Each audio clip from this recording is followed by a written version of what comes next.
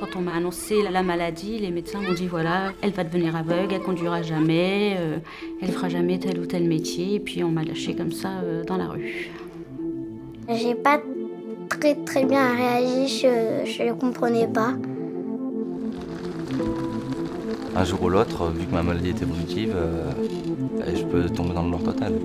Et quand tu vois pas beaucoup, et que tu peux déjà voir quand le soleil se lève et il se couche, si c'est nuageux, si le soleil brille, c'est déjà bien pour toi.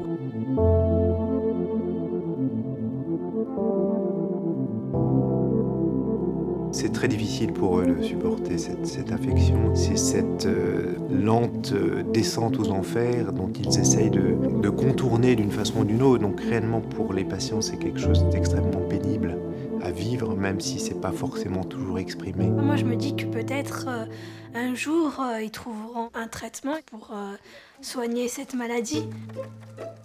Le principe, c'est de prendre ce virus, de le vider de sa substance, de ses gènes à lui, qui le rendent dangereux. Et de remplacer tout l'espace de disponible, de le remplacer par le gène qui manque chez le patient. C'est tout simple comme concept.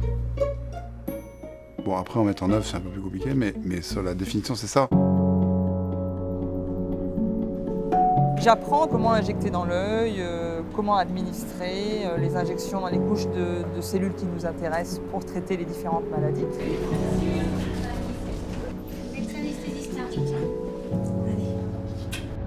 T'imagines si quand je voyais assez pour faire du vélo à l'époque, il m'aurait opéré à ce moment-là, je pourrais encore faire du vélo?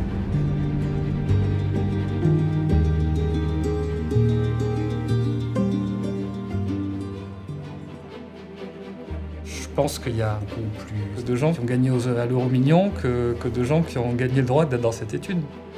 Moi, quand j'y suis allé dans ma tête, je savais qu'il y avait peu de chances de récupérer quelque chose. Il fallait bien que quelqu'un essaye. J'y suis allé surtout pour être le cobaye.